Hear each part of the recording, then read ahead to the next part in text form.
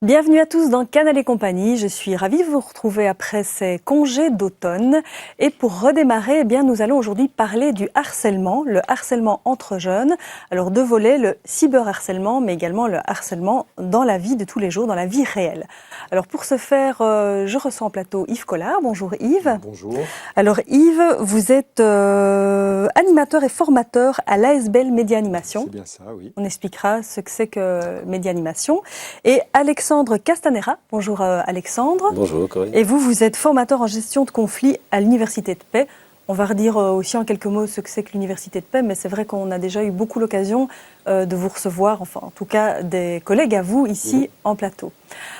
Alors, peut-être commencer par, avant de parler du harcèlement, justement, l'Université de Paix, en quelques mots. Alors, en quelques mots, donc l'Université de Paix, c'est une organisation de jeunesse qui est active essentiellement dans le domaine de la gestion positive des conflits. Et donc, justement, on travaille dans le domaine de la prévention de la violence et du harcèlement dont on va parler aujourd'hui. Et le harcèlement dans la vie réelle. À l'Université de Paix, vous ne vous orientez pas vers le cyberharcèlement? Alors, bien sûr, on s'y intéresse aussi. On n'est pas spécialisé sur le cyberharcèlement, mais bien sûr, dans le cadre du harcèlement entre jeunes, oui. Ça fait bien sûr partie de ce avec quoi on travaille parce que c'est une réalité pour les jeunes, tout à fait. Média Animation, c'est les médias, donc là on est en plein dedans, mais c'est plus que s'inquiéter du cyberharcèlement chez Média Animation. Oui, voilà, beaucoup plus vaste que ça. Voilà, donc Média Animation, c'est un centre de ressources en éducation aux médias. Il y a d'ailleurs une antenne à Bruxelles, une antenne à Namur, et qui fait-on bien, on apprend principalement aux parents et aux enseignants à mieux comprendre tous les phénomènes liés à l'ensemble des médias, aussi bien télévision que publicité, cinéma, radio, presse et évidemment les réseaux sociaux. Médias, les nouveaux médias, effectivement, qui constituent peut-être quand même 50% de la problématique envisagée aujourd'hui. Et une grosse différence entre les médias qu'on connaissait avant et les réseaux sociaux, et justement c'est pour ça qu'il y a du cyberharcèlement, c'est que la personne qui consomme ce média-là est également l'acteur en fait du... Oui, tout à fait. Le producteur. Ça nous demande quelque part d'augmenter nos compétences. On doit s'intéresser aux gens. Oui. Davantage que quand on s'intéressait aux médias classiques où, en gros, il suffisait de décrypter les messages, de décoder le journal télévisé. Aujourd'hui, c'est largement insuffisant puisque dans les réseaux sociaux, il y a des gens qui consomment les réseaux sociaux, mais surtout, avant tout, qui font aussi les réseaux sociaux. Donc il faut qu'on s'intéresse vraiment aux gens de manière beaucoup plus appuyée qu'auparavant. L'un et l'autre, que ce soit à l'Université de Paix ou chez Média Animation, en termes en tout cas de dialogue, de prévention, etc., ça s'adresse aux jeunes directement, aux parents, aux professionnels. Ça se passe comment à l'Université de Paix ? Alors à l'Université de Paix, sur la problématique du harcèlement entre jeunes, ça s'adresse à la fois aux professionnels de l'enseignement et toutes les personnes qui gravitent autour de l'école, mais aussi aux jeunes directement. On n'est pas directement en lien avec les parents, si ce n'est qu'on réalise parfois des conférences pour les parents, mais c'est plus, en tout cas... Les professionnels et les jeunes eux-mêmes. Et les jeunes, tout à fait. Je pense que c'est un peu l'inverse chez Média Animation, c'est beaucoup justement les parents, non ? Et les professionnels. Aussi bien les enseignants, les professionnels, que les parents qui n'ont pas du tout été formés à comprendre cette nouvelle société numérique d'aujourd'hui. Tout à fait. Ce qui m'amènerait à dire, mais vous allez me dire que c'est pas tout à fait juste, que dans 20 ans, ce sera un peu différent parce que justement, ces jeunes qui vont devenir parents auront grandi avec, dans le cadre des réseaux sociaux en tout cas, auront grandi avec ça et donc comprendront mieux. Oui, mais le travail ne sera jamais tout à fait terminé. Donc effectivement, on peut se dire que dans 20 ans, les parents auront fait le tour des questions de manière globale, comprendront de quoi il retourne quand on utilise un réseau social, mais il faut quand même nuancer un petit peu le propos en disant que les adolescents, une caractéristique des adolescents, c'est d'aller où les parents ne sont pas, Évidemment. justement. Et donc c'est une démarche qui n'est jamais tout à fait terminée. Oui, et puis en plus, dans 20 ans, on ne sait pas non plus ce qu'il y aura de nouveau sur le marché. Hein. Il y aura peut-être encore une autre dimension. Ouais, Rappelons-nous, il y a 20 ans où nous en étions de ce point de vue-là. Ouais. Donc on peut imaginer que les choses risquent de changer beaucoup. Alors de ce point de vue-là, on peut rajouter peut-être aussi que si on prend l'exemple de la guerre des boutons ou du désarroi des lèvres torlais, sa problématique du harcèlement, elle est là depuis bien longtemps aussi. Et donc on est davantage dans quelque chose. Vraisemblablement. Vraisemblablement depuis toujours, et on est bien face à quelque part une problématique qui concerne les groupes humains.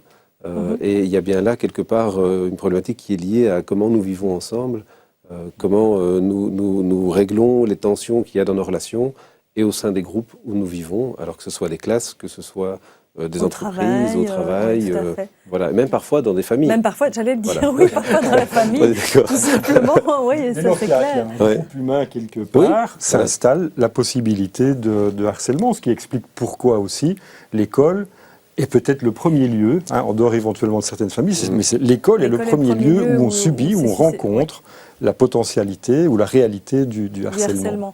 Mais justement, peut-être la première chose, c'est un petit peu de définir, en tout cas, ce qu'est le harcèlement et le cyberharcèlement. Ok, on peut démarrer avec le harcèlement. Alors, oui, parce que je pense qu'au départ, c'est plutôt ça. Avant le il est né, en tout cas, avant le cyberharcèlement, forcément. Alors, une manière de le définir, c'est de prendre quelques éléments caractéristiques.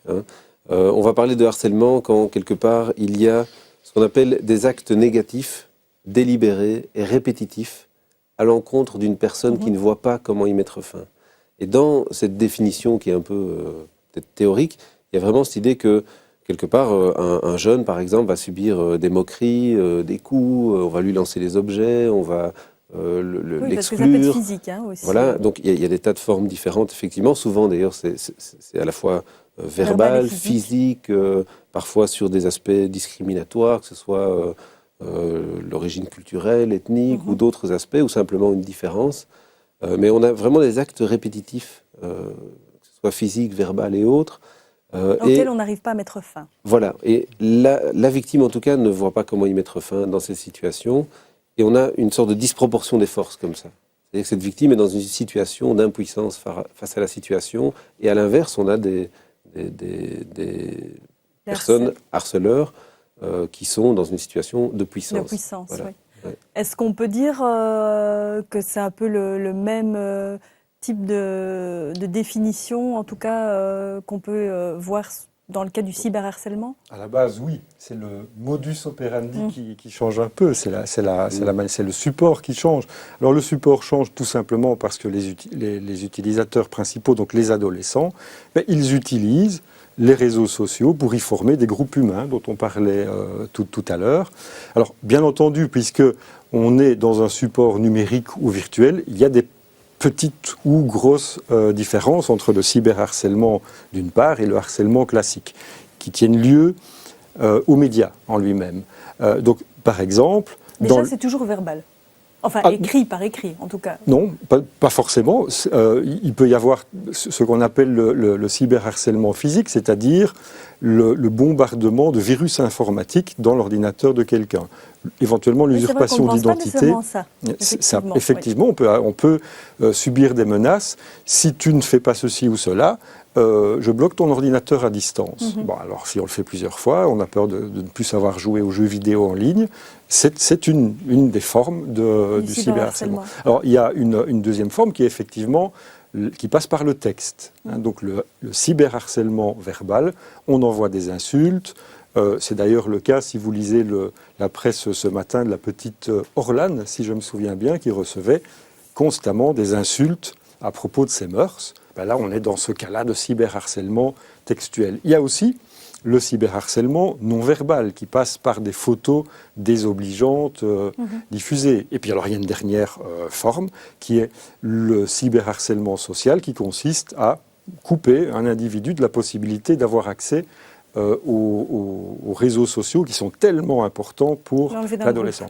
Voilà, le rendre troll, pour donner une expression d'aujourd'hui, c'est-à-dire le faire passer pour quelqu'un qui n'a pas droit à avoir accès aux mêmes informations que d'autres. Ça, ce sont 4 types. Maintenant, il y a des différences. C'était ça la question initiale entre le cyberharcèlement et le harcèlement classique.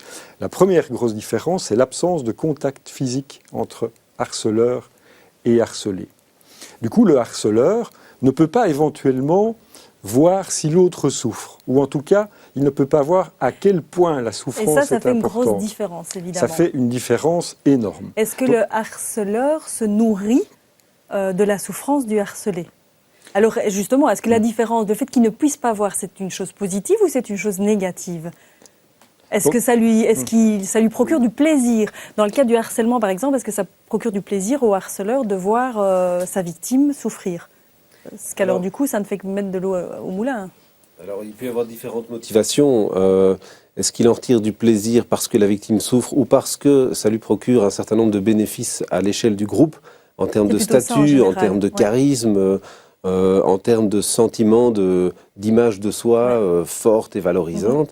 On est plutôt dans quelque chose qui est de cet ordre-là. De cet ordre-là. Voilà. Parce qu'on n'a du coup pas, alors dans le cyberharcèlement, puisqu'il ne voit pas ce qu'il peut provoquer chez sa victime. Il peut y avoir des témoins de ce travail. Et donc évidemment, parce qu'il y a tous les gens qui évidemment, voient... dans les réseaux sociaux, il y a une multitude de témoins donc il va visibles vraisemblablement ou invisibles. se nourrir de ça aussi. Il va se nourrir de ça, donc il va peut-être davantage être dans le renforcement narcissique, dans l'estime de soi, que dans le plaisir d'une souffrance qu'il peut voir, puisqu'effectivement le harcelé n'est pas là.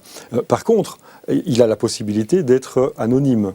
Donc éventuellement, il va savoir pour lui-même à quel point il peut être puissant, mais on n'est pas dans un cadre à ce moment-là de psychopathie où il va se repaître visuellement ou autrement de la souffrance de l'autre. J'imagine qu'on a plusieurs, effectivement,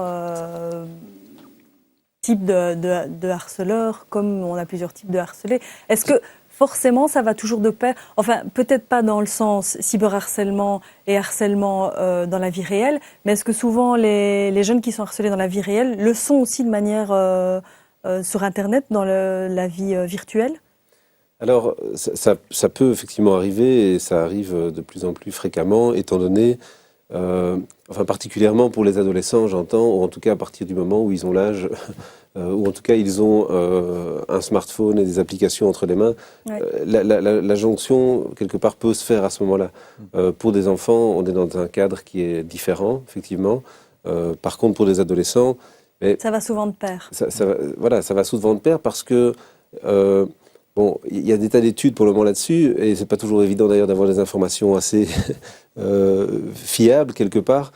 Et n'empêche, on observe quand même dans le quotidien, sur le terrain, dans les écoles, qu'un jeune qui est harcelé à l'école, vraisemblablement, ça se poursuit d'une manière ou d'une autre sur les réseaux sociaux. Donc c'est terrible, quoi. Ça, c'est dans un sens et dans l'autre. C'est assez fréquent. Ça se poursuit dans les réseaux sociaux, ça veut dire aussi que ça se poursuit éventuellement à la maison. Alors que dans le cas du harcèlement classique, une fois qu'on quitte l'école, on a la paix. Donc là, il y a cette disparition, une frontière presque géographique et naturelle entre l'école et la maison. Mais là, ça ne le quitte plus, en fait. La victime il y a un côté plus intrusif, quelque part. Et ce qui est important de conscientiser aussi, c'est le fait que la plupart du temps, dans la plupart des situations, ces situations naissent dans des relations sociales qui sont bien des relations sociales pour l'immense majorité des relations sociales réelles dans la vie quotidienne. Après, ça peut déraper sur les réseaux sociaux d'une manière ou d'une autre, avoir des répercussions dans l'école, sur les relations sociales, dans les groupes de sport ou d'autres choses. Mais la plupart du temps, il y a des relations sociales réelles. Mais donc ça veut dire que dans le cas du cyberharcèlement aussi, ça a toujours démarré en général dans la vie réelle. Ce sont des gens qui se connaissent. Toujours. On ne peut pas avoir de cyberharcèlement si ce n'est pas des gens... Alors, ça peut arriver, mais majoritairement. C'est majoritairement dans des situations où il y a des liens sociaux réels, concrets. De la même manière, les adolescents ont tendance à avoir une espèce de copie conforme dans leurs réseaux sociaux, de leur réseau d'amitié, dans la vie réelle. Ils ont souvent, dans leurs amis Facebook, leurs amis de la classe, et d'ailleurs souvent tous les gens de la classe. Oui, tout à fait. Même ceux qui ne sont pas leurs amis. En tout cas, leurs connaissances. En tout cas, ça fait partie du cercle naturel. Le premier lieu... Voilà, donc on va retrouver une espèce de copie conforme du groupe social sur Internet et dans les réseaux sociaux, dans la vie réelle. C'est déjà assez différent chez les adultes. Nous avons d'autres formes de sélection des amitiés, peut-être un peu plus pointues, un peu moins automatiques en tout cas, que chez les adolescents. Oui. Alors le harcèlement, voilà, c'est quelque chose de présent, on l'a dit, hein, dès qu'il y a un groupe, il y a risque de harcèlement. C'est quelque chose qui peut faire des gros dégâts, donc c'est important aussi de parler de la prévention. Alors la prévention, elle peut s'opérer très petit finalement, enfin tout petit, dès l'école primaire. Et je propose qu'on regarde un reportage en fait qui a été fait.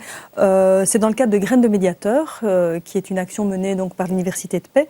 Et ça a été tourné en mars de cette année dans une école de l'entité d'Assès, dans une classe de 3e primaire, donc voilà, par une collègue à vous, Alexandre. On regarde le reportage et puis on réagit par rapport à ça. D'accord ? Alors, je vais faire passer la balle.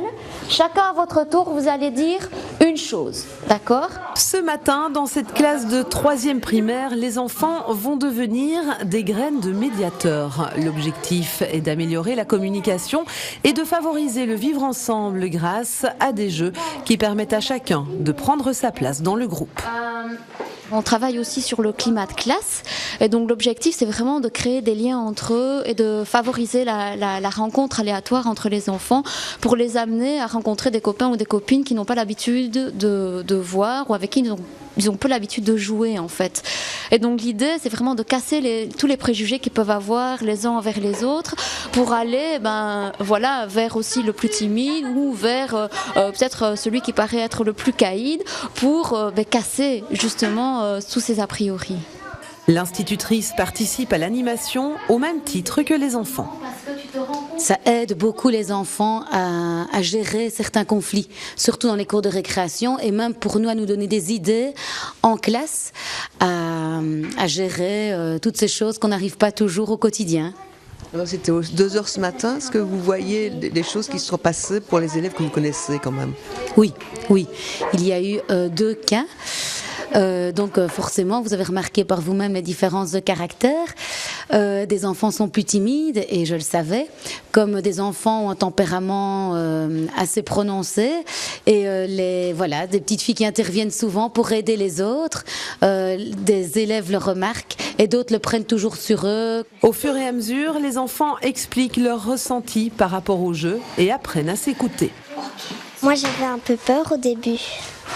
Et dès que j'ai appris à mieux connaître les autres, j'ai beaucoup moins peur. Du coup, je me suis bien amusée. Quand il y a une dispute ou qu'on n'est pas d'accord, il faut faire comment ?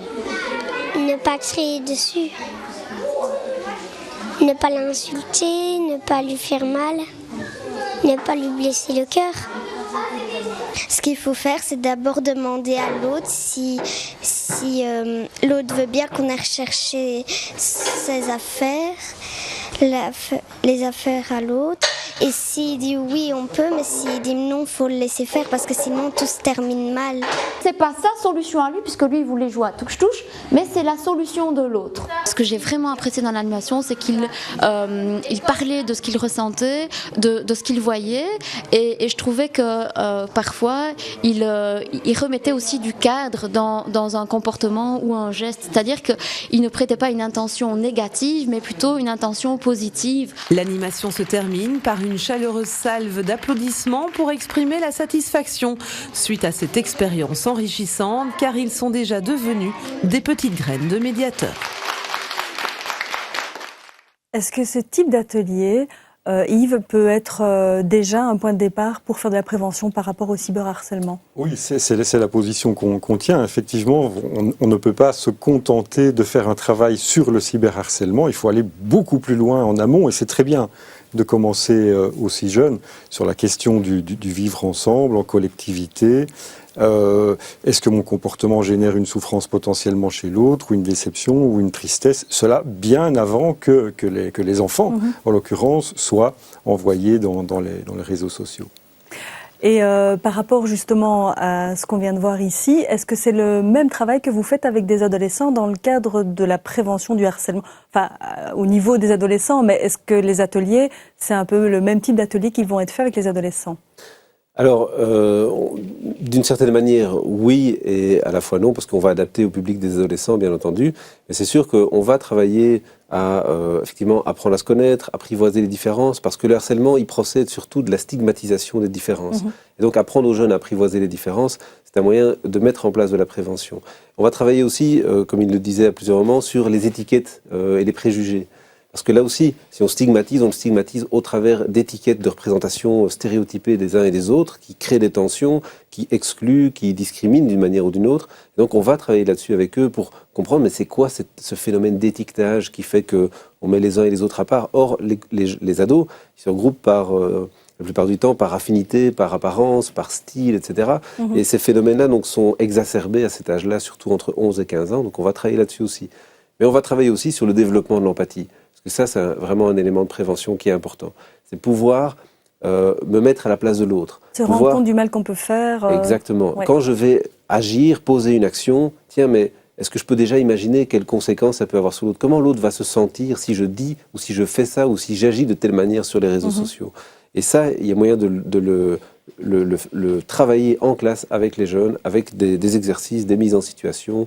Voilà, c'est possible, quoi, quelque part. Et vous, chez Médianimation, quel type de conseils vous donnez notamment aux parents et aux professionnels, puisque vous travaillez beaucoup avec eux? Alors, le premier conseil que j'ai envie de donner, c'est de ne pas paniquer à l'excès. Trop souvent, les parents tombent dans trois pièges. Le premier piège, tout ça, c'est la faute à Facebook. Le deuxième piège, les adolescents sont devenus fous. Et le troisième piège, c'était mieux dans le temps. Donc, ne pas paniquer à l'excès, même si ce genre d'émission peut inquiéter à juste titre les parents. Par conséquent, apprendre aux parents à apprivoiser, à mieux comprendre le fonctionnement des réseaux sociaux. Comment communique-t-on dans les réseaux sociaux? Comment communique-t-on dans la vie réelle? Comment fait-on société dans les réseaux sociaux? Comment fait-on société dans la vie réelle? Il y a des petites différences qui peuvent amener à faciliter des pratiques dans ce cas-là, de cyberharcèlement. Mais qu'on peut comprendre et qu'on peut anticiper. Et donc, le premier conseil que je donnerais aux parents, c'est de s'intéresser à la vie numérique de leurs adolescents, en considérant que cette vie numérique, elle est vraiment partie intégrante de leur vie réelle. Donc, ne pas mettre la tête sous le sol comme une autruche, et dire ça existe et mon adolescent en a besoin. Donc comment je peux faire pour comprendre? On ne doit pas diaboliser en tout cas l'outil. Non, parce que l'outil sert à bien d'autres choses que le cyberharcèlement. Et il y a peut-être une exclusion pire encore que le cyberharcèlement, ce serait l'exclusion des réseaux numériques tout court. Oui, parce que c'est une stigmatisation aussi. C'est une autre forme de stigmatisation. Quelqu'un dans la classe qui n'a pas droit à avoir accès à ce dont les autres... Ça pourrait justement avoir... Oui. Ça peut être une stigmatisation comme une autre. Celui qui n'y est pas par rapport à celui qui y est, par exemple. Donc, je pense que les parents doivent... C'est un peu notre travail à Médianimation, c'est expliquer aux parents le fonctionnement des réseaux sociaux. Et ce n'est pas une machine si compliquée que ça. Ça correspond à des fonctionnements assez naturels. Quand le harcèlement est en place, si on est parent, qu'on s'en rend compte, etc., quelle est la bonne attitude à avoir dans les deux cas, que ce soit dans la vie réelle ou le cyberharcèlement? Parce que malheureusement, parfois, on en arrive là forcément. Oui, tout à fait. Alors effectivement, comme ça a été évoqué tout à l'heure, c'est de ne pas punir son enfant ou de ne pas, quelque part, vouloir régler la situation non plus trop vite. C'est d'abord écouter ce que dit son enfant, prendre de l'information. Et le cas échéant, si ça se passe dans un contexte scolaire ou si c'est lié à des relations entre jeunes qui se connaissent à l'école aussi, c'est vraiment intéressant de pouvoir aller en parler directement auprès des professionnels de l'école. Alors ça peut être un éducateur référent, ça peut être le titulaire de la classe, ça peut être le directeur, ça peut être aussi faire appel aux agents PMS qui sont liés à l'école. Mais il y a d'autres services qui existent aussi, qui parfois ne sont pas suffisamment connus des parents, comme l'aide en milieu ouvert et d'autres services comme ça, qui peuvent donner un appui. C'est le même principe dans le cyberharcèlement? L'écoute d'abord, j'imagine. Oui, tout à fait. Mais ça, c'est vraiment essentiel. Pourquoi? Parce que l'enfant ou l'adolescent harcelé, dans un certain nombre de cas, beaucoup plus nombreux qu'on le croit, va se sentir, à un moment donné, coupable du fait de se faire harceler. Et alors, il va, en plus de ça, se sentir en état de faiblesse, et potentiellement aussi, par rapport à ses parents, qui, s'ils l'écoutent mal, insuffisamment, voire même pire encore, le punissent, pour je ne sais quelle raison, ne vont faire qu'amplifier la fracture entre leurs propres enfants et eux-mêmes. On peut faire juste une petite chose aussi qui est importante, parce que les parents peuvent être pris vraiment dans l'émotion. J'ai mon enfant qui est en souffrance et je veux régler ça tout de suite. Voilà. Forcément. Et donc ça peut être le moteur d'une action peut-être parfois trop rapide. Et qui va provoquer plus de dégâts qu'autre chose. Voilà, et qui risque de casser la confiance avec son enfant aussi, parce que si le parent agit sans en référer à son enfant, c'est toute la... Et ça coupe le dialogue alors par la suite. Voilà, et ça c'est risqué. Oui. Alors une autre solution, c'est de s'adresser, j'imagine, parce qu'on va devoir se quitter malheureusement, mais c'est de s'adresser soit à Média Animation en tant que parent, en tout cas pour avoir des informations, ou également en tant que professionnel à l'Université de Paix, pour éventuellement organiser des ateliers dans les écoles. Donc voilà, les sites de l'ASBL Média Animation et de l'Université de Paix vont s'afficher à l'écran, donc www.universitédepaix.org et www.media-animation.be. C'est bien ça. Et en tout cas, j'espère qu'on aura donné une information la plus complète possible. Je vous remercie tous les deux d'avoir participé à cette émission. C'est vous. Tout le plaisir était pour nous. Et bon vent, voilà. Et moi, je vous retrouve bientôt, non pas demain, mercredi, c'est Roland qui sera avec vous et il sera question de la guerre 14-18. Ben oui, ce sera le 11 novembre. Et moi, je vous retrouverai un petit peu plus tard. Donc, à très bientôt.